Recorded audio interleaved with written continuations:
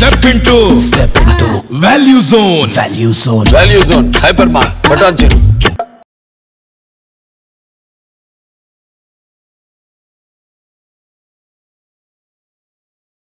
శ్రీమాత్రే నమ. జయ గురు దత్తాత్రేయ నమ. ఈ వీడియోలో మనం వివిధ రాశుల మీద శనిగ్రహ ప్రభావం ఏ విధంగా ఉండబోతుంది, అసలు జాతకముడు జీవితంలో స్థిరపడాలన్నా అభివృద్ధి చెందాలన్నా శనిగ్రహ అనుగ్రహం ఏ విధంగా జాతకంలో బలంగా ఉండాలి అన్న విషయాన్ని మనం ఈ వీడియోలో పరిశీలించే ప్రయత్నం చేద్దాం. ముఖ్యంగా శని కర్మకారకుడు, అందుకనే భచక్రంలో 10-11 భావాలకి తను కారకత్వం వహిస్తూ 7వ భావంలో ఉచ్చ పొందుతూ మొదటి భావంలో నీచ పొందడం జరుగుతుంటుంది. ఒక జాతకుడు ఉద్యోగం చేయాలా, వ్యాపారం చేయాలా, లేదా శ్రామికుడిగా జీవించాలా, లేదా రాజుగా రాజ్యాన్ని ఏలాలా అన్న విషయం కేవలం శని యొక్క బలాన్ని బట్టే ఆధారపడి ఉంటుంది. సాధారణ జీవితంలో శనిగ్రహం ప్రభావం ఎక్కువ ఉన్నవాళ్ళు ప్రారంభ జీవితంలో అనేక రకాల ఇబ్బందులు కష్టాలు పెరుగుతూ జీవితాన్ని ఒక గుణపాఠంగా నేర్చుకొని అంచెలంచెలుగా జీవితంలో స్టెప్ బై స్టెప్ ఎదగడం జరుగుతూ ఉంటుంది. అదే జాతకంలో శని భగవానుడు బలహీనంగా ఉంటే జాతకుడు ప్రారంభ జీవితంలో అన్ని సౌకర్యాలు అనుభవించి ఏ విధంగా శరీరం కష్టపెట్టకుండా క్రమశిక్షణ లేకుండా పెరుగుతూ పెద్దలు ఇచ్చినటువంటి ఆస్తి తరిగిపోయిన తర్వాత చాలా దుర్భరమైన జీవితాన్ని అనుభవించడం జరుగుతూ ఉంటుంది శనిగ్రహం రాశి చక్రంలో బలహీనంగా ఉన్నవాడు. జాతకుడు వివాహం జరగాలన్నా, వివాహం తర్వాత జీవితం అనుకూలంగా ఉండాలన్నా, సంతానం కలగాలన్నా, గౌరవం పొందాలన్నా, ఒక గౌరవప్రదమైన జీవితం గడపాలన్నా కూడా శని తప్పనిసరిగా జాతకంలో బలవంతుడై ఉండాలి.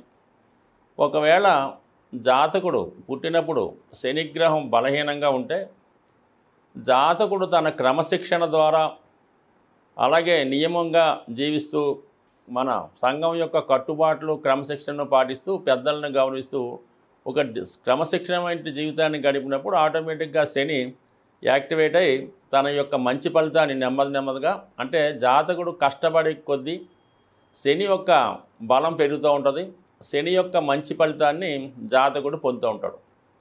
అదే జాతకంలో శని బలహీనంగా ఉన్నప్పుడు జాతకుడు ఏ విషయం మీద శ్రద్ధ పెట్టకుండా, క్రమశిక్షణ లేకుండా, పెద్దలను ఎదిరిస్తూ సరైనటువంటి విద్య అభ్యసించకుండా చెడ్డ తిరిగినప్పుడు శని భగవానుడు ఇంకా బలహీనుడై జాతకుడిని అధోగతి పాలు చేయడం కూడా జరుగుతుంటుంది.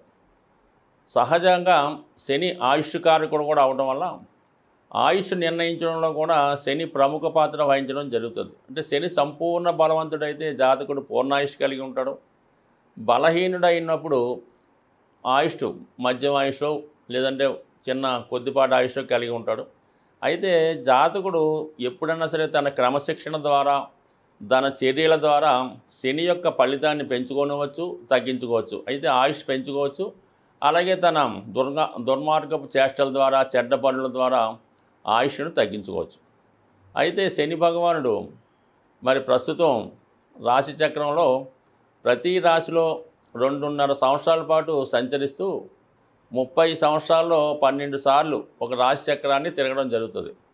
అయితే గోచారరీత్యా శని చంద్రలగ్నత్తు, అంటే చంద్రుడు ఉన్న రాశి నుంచి 3వ భావం, 6వ భావం, 11వ భావంలో ఉన్నప్పుడు మాత్రమే శుభ ఫలితాలు ఇచ్చి జాతకుడిని అభివృద్ధికరంగా గతంలో జరిగిన నష్టాల నుంచి బయటపడే ప్రయత్నం చేస్తుంటాడు. మిగతా 9 స్థానాల్లో కూడా శని భగవానుడు ఏదో విధంగా ఇబ్బంది పెడుతూ ఉంటాడు. అందులో ముఖ్యంగా ఏలినాటి శని ఎక్కువగా అందరూ కూడా భయపడేది. అది ఎలా ప్రారంభమవుతుందంటే శని ఉన్నటువంటి రాశి నుంచి ఒక ఉదాహరణకి ప్రస్తుతం మీనరాశి వారికి ఉన్నారు కదా, మీనరాశి వారికి 12వ భావం కుంభరాశిలోకి శని రాగానే ఏలినాడు శని ప్రారంభమైంది. కుంభరాశిలో ఉండగా 2.5 సంవత్సరాలు, మీనరాశిలో ఉండగా 2.5 సంవత్సరాలు, మేషరాశిలో ఉండగా 2.5 సంవత్సరాలు, కలిసి 7.5 సంవత్సరాలు శని తన చెడ్డ ఫలితాన్ని ఇవ్వడం జరుగుతుంది. అలాగే చంద్రలగ్నాత్తు అష్టమ స్థానంలో ఉన్నప్పుడు, అంటే ప్రస్తుతం కర్కాటక రాశి వారికి అష్టమ భావంలో ఉంటూ అష్టమ శని, ఇది అవమానాల్ని, రాజ్య భ్రష్టులను చేయడం, పదవి పోగొట్టుకోవడం చేస్తుంటుంది. అలాగే 4వ భావంలో ఉన్నప్పుడు అర్ధాష్టమ శని జరుగుతుంటుంది. సో ఈ అర్ధాష్టమ శని ప్రస్తుతం వృశ్చిక రాశి వారికి జరుగుతుంది. అర్ధాష్టమ శనిలో మనసుకి కష్టం కలిగించే సంఘటనలు వింటారు. ఏ పని చేసినా కలిసి రాదు, మాతృస్థానం దెబ్బతింటుంది, సొంత ప్రాంతంలో అభివృద్ధి చెందలేకపోతుంటారు. ఈ విధంగా ఒక్కొక్క స్థానంలో, అంటే పంచమ స్థానంలోకి వచ్చినప్పుడు సంతానం విషయంలో ఇబ్బందులు కలగజేస్తాడు. దశమ స్థానంలో వచ్చినప్పుడు వృత్తిలో బలహీనపరిచి మంచి స్థాయి నుంచి దిగువ స్థాయికి వచ్చే విధంగా చేస్తుంటాడు. సప్తమ స్థానంలో ఉన్నప్పుడు ఏదో విధంగా వైవాహిక జీవితంలో సమస్యలు కలగజేయడం, వృత్తిలో అనుకోని మార్పులు, భార్యకు కానీ లేదంటే భర్తకు కానీ అనారోగ్య సమస్యలు కలిగించడం, ఇటువంటి ఇబ్బందులు కలగజేయడం జరుగుతుంది. అయితే మిగతా గ్రహాలన్నీ కూడా తన ఫలితాన్ని తన పద్ధతి ప్రకారం ఇచ్చుకుంటూ వెళ్తడం జరుగుతుంది. కానీ శని భగవానుడుగా మాత్రం కేవలం వ్యక్తి యొక్క ప్రవర్తన బట్టి, అతను నడవడిక బట్టి, అతను అలవాట్లు బట్టి, చేసే పనులు బట్టి మంచి చెడు ఫలితాలు శని భగవానుడు నిర్ణయించడం జరుగుతుంది.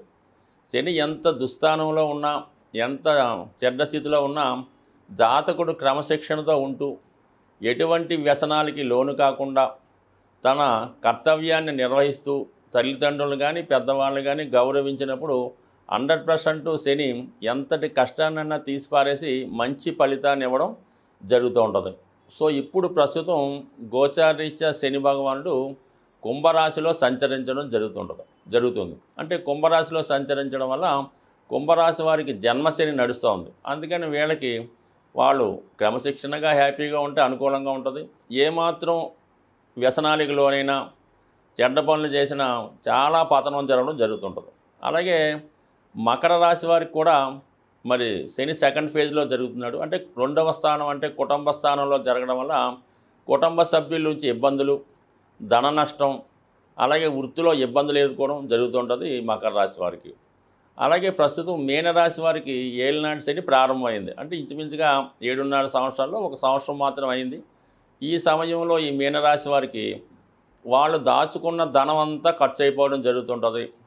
ఒకదానికి ధనం అప్పు చేస్తే ఇంకో రంగంలో చేస్తే వేరే విధంగా ఖర్చు అవ్వడం జరుగుతుంటుంది.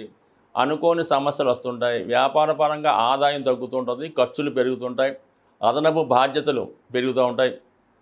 ఈ విధంగా రాను జాతకుడి యొక్క ఫైనాన్స్ పొజిషన్ తగ్గుతూ ఉంటుంది. సో మరి మేషరాశి వారికి మాత్రం అద్భుతంగా 11వ స్థానంలో ఉండడం వల్ల వృత్తిపరమైనటువంటి లాభం వస్తుంది. రాజకీయ స్థిరాస్తి రంగాల్లో లాభాన్ని కలుగుతూ ఉంటుంది. అదే కర్కాటక రాశి వారికి అష్టమ శని ప్రభావం వల్ల పదవి పోగొట్టుకోవడం, అనుకోని అవమానాలు జరిగే అవకాశం ఉంది.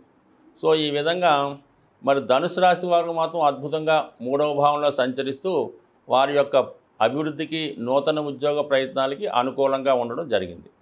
అలాగే కన్యా రాశి వారికి 6వ స్థానంలో ఉద్యోగ ప్రయత్నాలు, రుణాల నుంచి విముక్తి, అలాగే వివాహ జీవితంలో ఉన్నటువంటి సమస్యలు పరిష్కరించుకోవడం, అలాగే శత్రువులపై విజయం లభించడం జరుగుతుంది. అంటే మొత్తం మీద ప్రస్తుతం జరుగుతున్నటువంటి శని సంచారం మేషరాశి వారికి, ధనుసు రాశి వారికి, కన్యా రాశి వారికి అనుకూలంగా ఉంది.